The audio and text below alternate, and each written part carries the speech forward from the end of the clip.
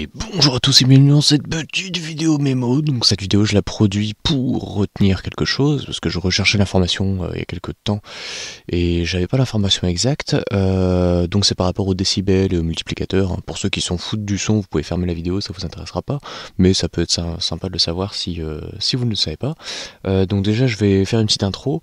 Quand on dit une fois trop ou une fois moins, on ne sait pas ce qu'on dit. En fait, on ne dit rien, hein, pour être simple. Si par exemple je dis j'ai 2 fois trop de vaisselle à faire, c'est parce que je voulais faire une certaine quantité de vaisselle et qu'il y en a 2 fois plus. Donc quand je dis 2 fois plus, c'est pas qu'il y en a 2 fois en plus, parce que c'est un défaut de langage. En gros, c'est qu'il y en a 2 fois par rapport à ce que j'aurais voulu une fois. Donc en gros, si je voulais juste 2 casseroles, il y en a 4, il y en a 2 fois trop. Voilà, ce qui est faux. Il y en a une fois trop, mais nous on dit 2 fois trop. Il y en a 200% de ce que je voulais, contrairement aux 100%. Bon, donc il y en aurait 2 fois trop. Et pareil, 2 fois moins. Par exemple, je sais pas, je devais rouler à 50 km/h, j'ai roulé 2 fois moins vite, donc j'ai roulé à 25. Et pourtant non, puisque j'ai roulé à 50% de la vitesse, donc j'ai roulé un demi moins, enfin voilà, c'est bizarre à dire quoi. Donc du coup voilà, ça pourrait éclaircir les choses. Quand on parle, on n'exprime pas vraiment ce qu'on veut dire. Bon. Et du coup, si jamais vous avez 6 décibels en plus d'un son, par exemple, je sais pas, vous avez un signal quelque part qui rentre, qui est à moins 12 dB, bon, vous foutez 6 dB en plus dans le signal, vous allez le retrouver avec 2 fois le son d'entrée. Voilà, ça faut le savoir. Et si jamais vous rajoutez 6 dB, bah votre fameux moins 12 de tout à l'heure va être à moins 6, puis va passer à 0, parce que vous avez rajouté 2 fois 6 dB. Et qu'est-ce que ça veut dire rajouter 6 et 6 dB? Ça veut dire multiplier par 2 et encore multiplier par 2. Du coup, vous multipliez par 4 le signal d'entrée. Donc si le signal d'entrée c'est moins 12 dB sur une console de mixage, sur votre PC ou quoi que ce soit, bah vous savez que le son est 4 fois plus petit, et là encore une fois c'est un souci de langage, mais vous m'avez compris, vous avez un quart du son, du maximum de ce que peut accepter le PC par exemple, parce que généralement c'est 0 dB hein, pour tous les signaux qu'on connaît, sauf les micros où c'est moins 60, les platines vinyles pareil, hein, les phonos c'est moins 60 généralement. Du coup voilà, donc ça c'était un petit mémo de ma part, c'est que 6 décibels c'est x2, voilà, faut juste retenir ça. Parce que si un jour vous avez 3 dB en plus par exemple d'un signal, bah vous savez que c'est presque 2. Alors c'est pas 2, c'est pas 0, mais vous ajoutez quelque chose, vous multipliez par quelque chose le signal d'entrée si on veut. Donc du coup si vous avez 3 dB, ben c'est 3 sur 20, donc ce qui donne 0,15. Vous faites 10 exponentielle 0,15 et donc ça vous donne 1,41 quelque chose, donc c'est racine carrée de 2. Donc pour ceux qui connaissent pas, c'est 1,4 en gros, 1,414, donc c'est 1,4 la puissance d'entrée, et pas 2, et pas 1 non plus. Donc du coup si vous avez, je sais pas moi, je vais dire une connerie, hein, vous avez une sortie d'ampli qui est à un certain niveau de décibels, vous rajoutez 3 dB, bah, vous allez multiplier par 1,4. Donc si la sortie c'est environ 100 watts, bah, vous savez qu'en rajoutant juste 3 dB, donc juste en tournant le bouton de 3 dB, pour ceux qui connaissent les amplis pro, hein, je parle pas des amplis de 0 à 10, hein, c'est vraiment de moins l'infini à 0. 0 étant le maximum puisque c'est aucune perte. 0 c'est vraiment pleine balle quoi. Et bien les amplis pro, quand on rajoute 3 dB, si jamais la sortie était à 100 watts, par exemple 2 fois 100 watts, stéréo, enfin bref, bah du coup la sortie de l'ampli passe à 140 watts. Voilà, par exemple. Et inversement, si vous avez un micro par exemple qui a du bruit, imaginons vous êtes à 70 dB de bruit, et ben si jamais vous mesurez et vous voyez que c'est approximativement 70 dB, bon alors je ne sais pas exactement comment on fait, mais bon bref, en gros vous voyez les signaux 70, bah si jamais vous arrivez, je sais pas, en mettant du métal autour du câble, ou je ne sais pas quelle astuce, hein, mettre des filtres, etc., ou passer par l'XLR, n'est-ce pas? Le désynchronisé, la synchrone permet de... L'asymétrique, qu'est-ce que je dis moi? Le signal asymétrique permet d'avoir un signal général en positif, en négatif, et du coup, dès qu'il y a un parasite qui rentre dans le câble, il est à la fois ajouté et supprimé. Voilà, donc du coup, bah, il est complètement annulé en fait. C'est génial d'ailleurs. Enfin, il est en positif et en négatif, quoi. Et du coup, quand on fait la comparaison des deux, bah, c'est trop cool, quoi. Ça nous permet d'éviter les parasites.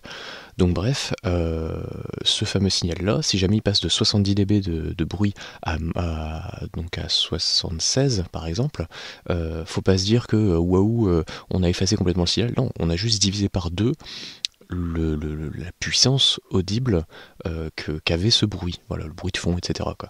Si vous tapez à moins 90, juste pour information, vous avez un putain de son, hein.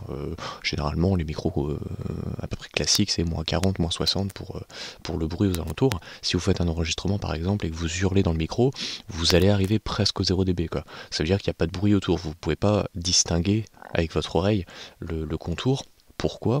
Parce que moins 60, c'est, pour ceux qui aiment bien les logarithmes, le logarithme donc de 20 dB de log de machin. En gros, quand vous avez par exemple moins 20 dB de signal et que vous allez jusqu'à 0, vous allez donc lui rajouter 20 dB. Juste pour information, 20 dB c'est 10 fois la puissance. Si maintenant vous étiez à moins 40, je sais pas, vous gueulez quelque part, vous voyez que votre signal, il monte à moins 40 dB. Bon. Et ben, ça veut dire que votre puissance a un certain niveau. Bah les couilles. Et si jamais vous arrivez à gueuler plus fort et que vous atteignez le moins 20, alors vous étiez à moins 40 tout à l'heure, bah vous avez 10 fois plus de puissance qu'avant. Voilà, ça rajoute 20 dB. Voilà. Donc petit deuxième mémo, hein, 3 dB c'est x2 et 20 dB c'est x10. Voilà. Et bien, ce que je disais tout à l'heure, il y a 2 minutes, quand vous êtes à moins 60 dB parce qu'il y a du bruit autour, si jamais vous venez à parler ou à gueuler dans le micro, moi par exemple quand je parle je suis environ à moins 15, moins 18 dB, donc je vous laisserai faire les calculs, amusez-vous.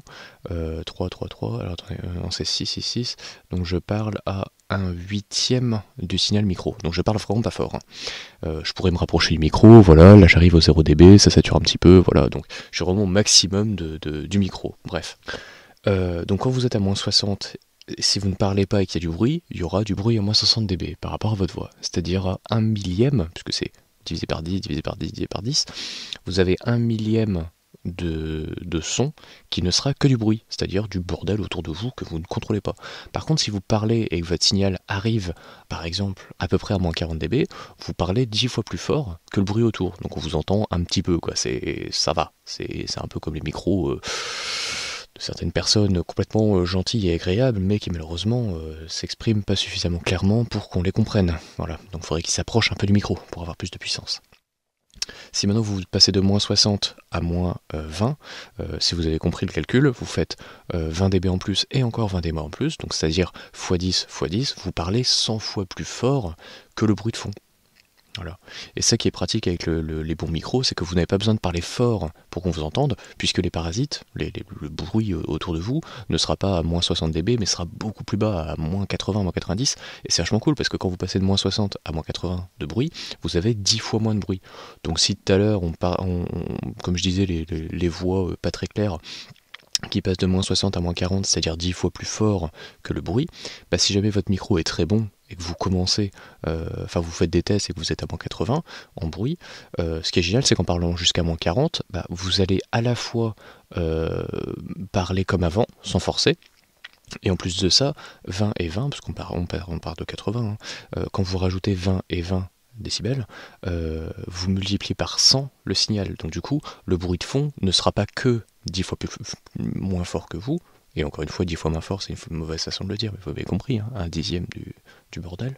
Là, vous n'allez pas parler 10 fois plus fort, mais vous allez parler 100 fois plus fort que le bruit de fond. Et c'est génial, vous avez une qualité de son qui est bien meilleure. Par exemple, je vais juste arrêter de parler 2 secondes. Est-ce que j'ai mon mesureur ici? Hop. Alors, là, actuellement, quand je parle... Ah non, putain, je suis à moins 30 dB, what the fuck? Ah ouais, non, c'est parce que... Ouais, non, c'est peut-être au cours de la vidéo, je parlais de moins en moins fort. Du coup, je vais arrêter de parler 1 seconde. Voilà, j'ai un bruit d'à peu près 80-85 dB en négatif, qui est très bien. C'est-à-dire que là, par exemple, quand je parle à 40 dB, bah, vous faites le calcul vite fait, 80, 40, 40, c'est ce que je disais. J'ai, même en ne parlant pas fort, je parle 100 fois plus fort que le bruit de fond. Donc vous devez peut-être l'entendre, le bruit de fond, quelquefois. Des fois, je mets un compresseur avant de balancer la vidéo sur YouTube. Mais ce signal, qui est 100 fois plus fort que le bruit de fond, est beaucoup plus net. Ma voix est pratiquement vraie, même s'il y a du bruit autour, quoi. Alors, le bruit n'est pas réellement autour de moi, parce que j'entends rien autour de moi par le PC qui souffle, et encore ça sonne pas dans le micro, c'est pas ce son-là qu'on entend. C'est du bruit du parasite.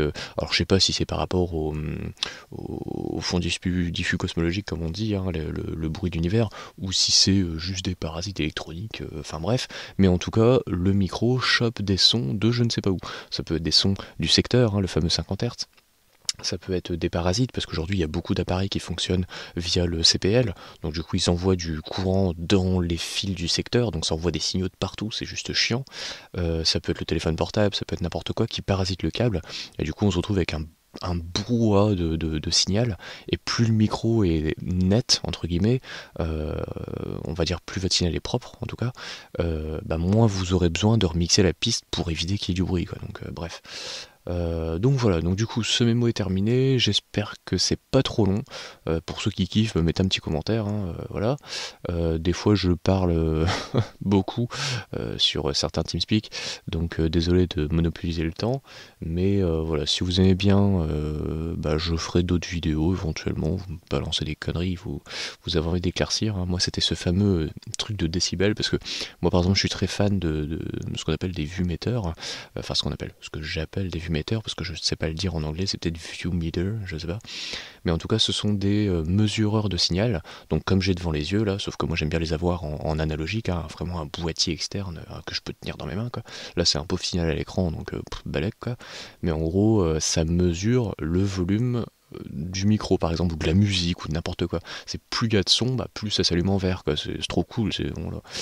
Et de toute façon, je kiffe ça, je suis un grand gamin, donc j'adore tout ce qui est lumière qui bouge, voilà. Et en gros, ce boîtier-là, donc je me suis dit, putain, mais quand il y a moins 6 dB ou moins 12, qu'est-ce que ça veut dire, quoi? Et du coup, je cherchais sur internet, j'avais noté moins 3 dB, sachant que c'est 10 log de P, je sais pas quoi, du coup, ça donnait x2, alors que non, pas du tout. En fait, en audio, c'est 20 log du multiplicateur, quoi. Donc si on veut le multiplicateur de 2, on fait 20 log de 2, et du coup ça donne 6, voilà, parce que ça donne 0,6 fois 10, quoi. Donc, enfin, ça donne 0,3 fois 20, pardon, donc 0,6 fois 10, donc 6. Et du coup, 6 dB, c'est le résultat de 20 log de 2, qui est le multiplicateur, et du coup, 2 fois la puissance, c'est bien 6 dB, donc c'est ce que j'ai dit tout à l'heure, quoi. Si vous avez une enceinte de hi-fi qui fonctionne à 40 watts avec du gros son, c'est bien, mais pour gagner 6 dB, vous allez rajouter une deuxième enceinte. Voilà. Et du coup, vous aurez 2 fois plus de puissance, quoi. Et encore une fois, si vous rajoutez 2 autres enceintes, vous allez encore multiplier la puissance, donc vous aurez 4 enceintes au lieu de 2. Ça rajoute encore 6 dB, quoi. Donc merci Jamy, hein, parce que ça c'est un truc que j'ai vu dans cette émission aussi. Je sais pas s'il disait 6 dB, mais en tout cas il disait 2 fois plus de puissance. C'est possible qu'il en parle, bon bref. Mais par exemple, si vous voulez comparer des trucs moyennement comparables, si vous entendez que le bruit d'une fusée fait tant de dB, si jamais vous divisez cette puissance-là, vous pouvez arriver à un ronronnement de PC par exemple, ou à un bruit de fond, quoi. Enfin, je sais par exemple dans le désert, même s'il n'y a pratiquement pas de bruit, il y a toujours un petit quelque chose, quoi. Sachant que le son c'est une compression, comment dire, acoustique, quoi. C'est une compression d'air, globalement. Je simplifie, hein, mais en gros voilà. Même dans les endroits les plus calmes de l'univers, vous aurez toujours un petit quelque chose, que c'est comme la température, quoi. Il n'y a pas de zéro absolu. Alors oui, c'est une limite, le zéro absolu, parce que c'est aucun mouvement de molécules, mais il y a toujours un mini mouvement quelque part, quoi. C'est bon, enfin bref. D'ailleurs, petite parenthèse, nous là on vit dans les 20 degrés, hein, en gros, sauf au Canada, lol. Mais voilà, la planète Terre c'est en moyenne 20 degrés. Juste pour info, 20 degrés en Kelvin, ça fait un certain nombre.